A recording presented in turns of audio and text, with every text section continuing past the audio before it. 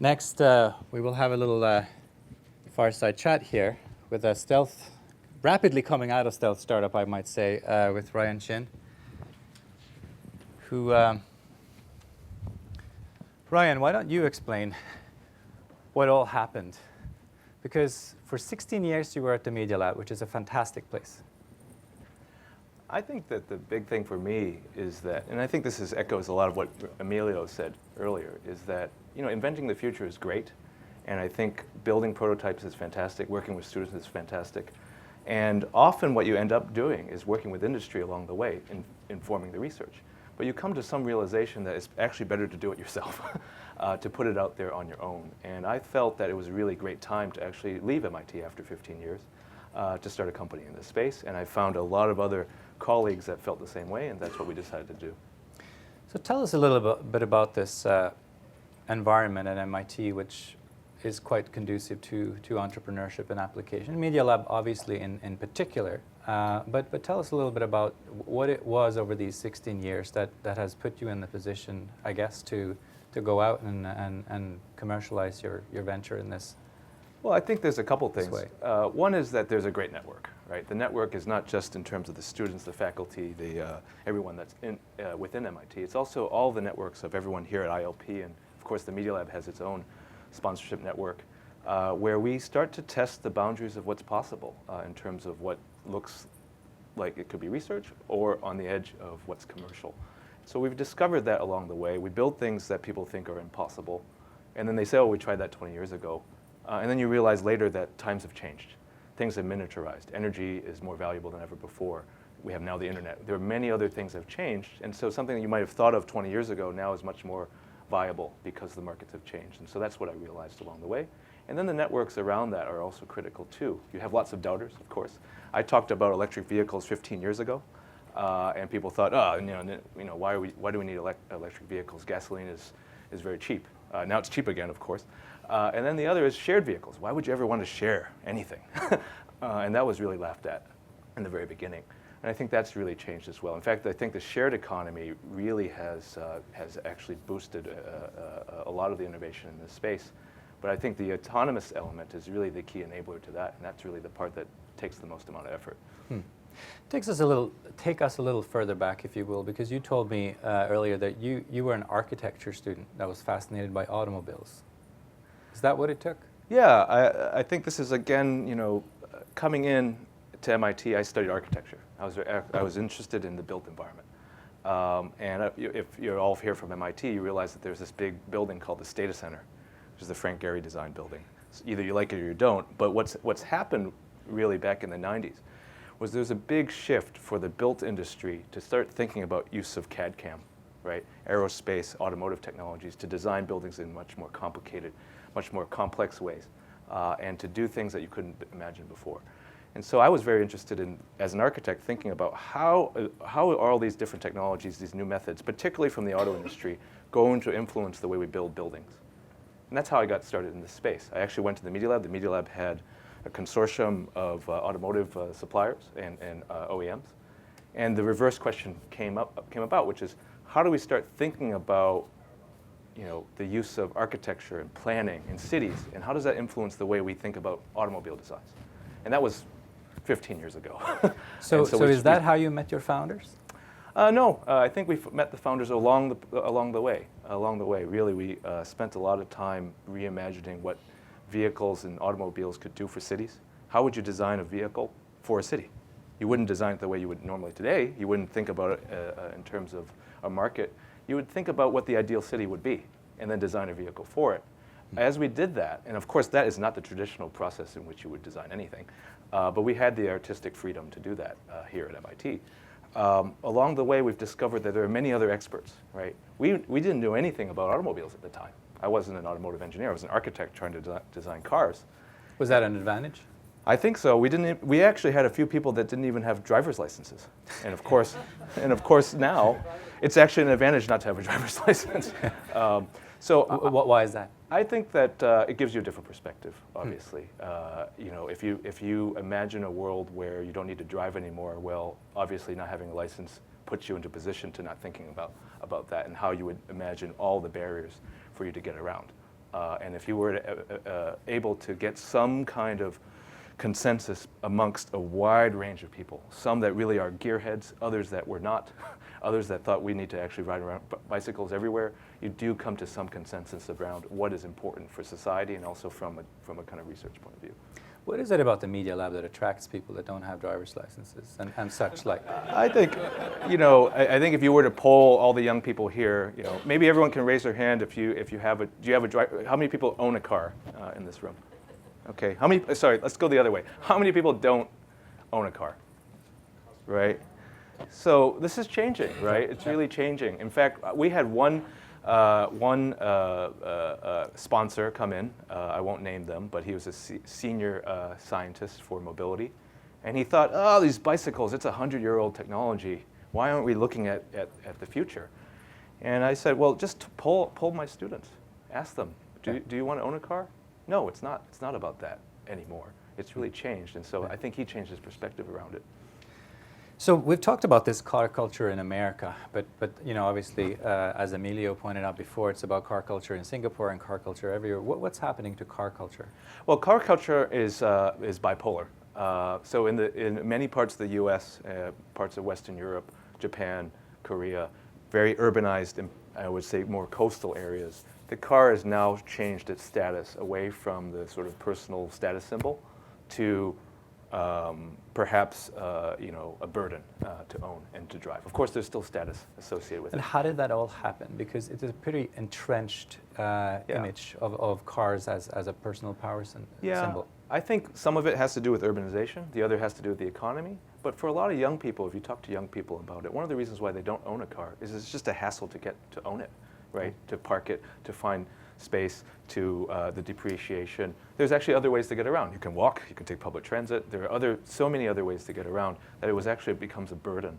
And so my parents would say, okay, eventually you'll have children, and then you'll own a car. And that may be true, but I've polled so many young people. And so you don't have a car? I have 2 cars myself. So I'm a car. What cars are they? One drives pretty fast. The other carries a lot of people. How long have you had these cars? For a long time. How long do you plan on having them? Probably another 2 years and then stop. Interesting. Good. Optimus Ride, what's the concept? Well, we're still in stealth mode, but I would say that we're very focused on self-driving in terms of a technology. We're not so interested in building cars. We're not going to be manufacturing cars. I spent 15 years, and you probably saw in the videos rolling around a vehicle that I designed, shared electric transportation. I think that's great work to do, but that's out of the system. It's really now a focus on the technology and how to bring it to market as quickly as possible. And we've seen a lot of prognostications about how fast autonomous vehicles will be here. And I think Emilio really helped to kind of set the stage that it's going to take a long time for this stuff to actually happen, especially if you want to get to fully autonomous vehicles. Most of the technology you see out there is actually semi-autonomous, level 3 or even level 2.5 technology.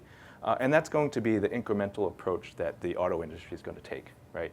Car companies are going to go from level 1 to 2 to 3 to 4, and that will take a significant amount of time. But you seem to have opted for the opposite. You're saying dedicated lanes. And tell me about self-driving. What is this concept? I think self-driving really has to do with not just the ability of the vehicle to drive itself, but to be context aware, not only of itself, but also the environment around it.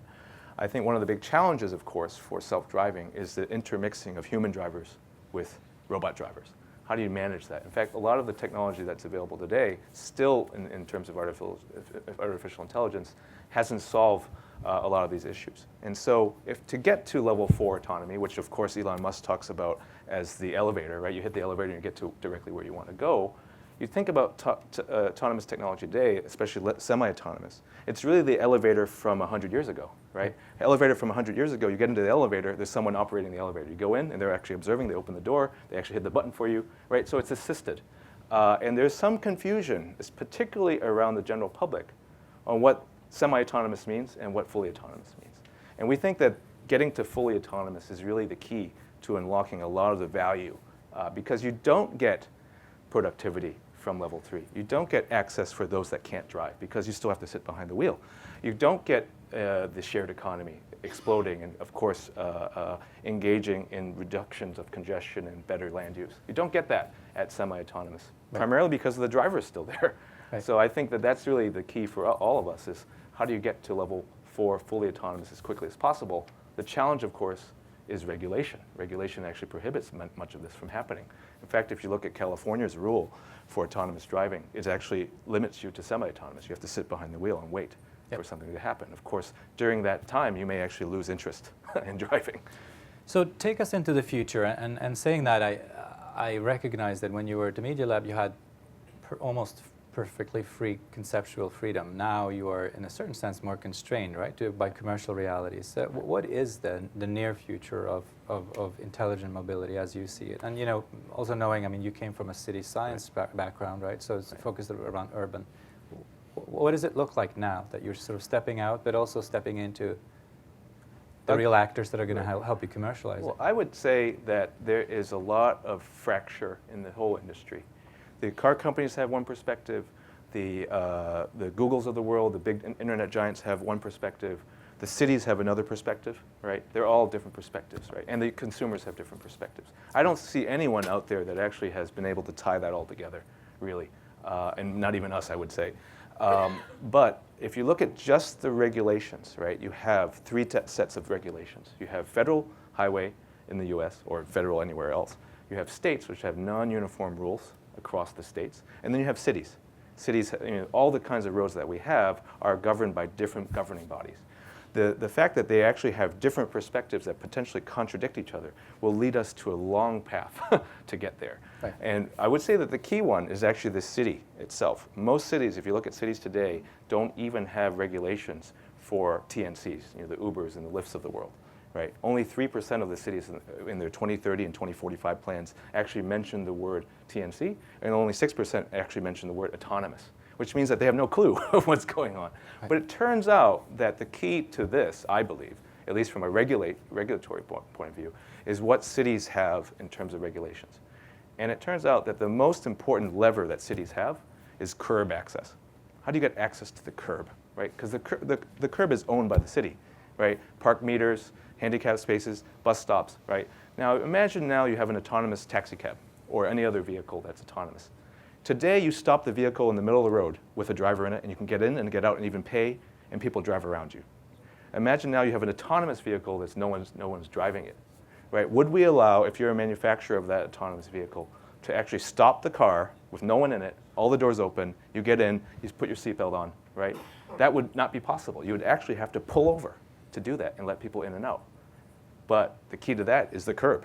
Without the curb, you can't do that, right? And you need curb access everywhere. So if you start thinking about scaling this up, that bit of legislation or that bit of regulation, I believe, is one of the key underlying elements of regulation that need to be resolved. So Ryan's going to be here for the panel debate, and we're going to have a 2-minute setup break before that. But I wanted to, before we move into that little break, just do you have any advice to budding entrepreneurs here in the room, or even people who are commercializing mobility applications as we speak? How did you guys do it? Yeah, we've done a lot of work the last couple of months meeting with investors. So that's the new shocker for everyone is, you have an idea? Well, okay, you need to convince people that this is worth billions of dollars, right? And that's not something you normally do every day, while you're walking around MIT. But I would say that there are two key things that we've discovered along the way. One is that there has to be some market, right? If there's no market for it, it's really hard for them to listen to you. The other is that the team has to be great, right? And right now, with the recent acquisitions we've seen in the autonomous space, the race for talent is key. And without that, and without the ability to bring in great people, you don't have anything either. So these are the two, I would say, key elements if you're starting a company to really nail. Everything else you can figure out, the sort of how you would market, how would you develop a first product, that can be figured out. But how do you get your first market? And of course, how do you get the team together and leadership within that? Sounds good. And with that, I think we'll go to a 2-minute break while we're just setting up the rest of the tables. If you are a panel speaker, please go to the desk and get yourself wired up. We're going to start really, really soon, so don't go too far. Thank you very much. Thank you, Ryan.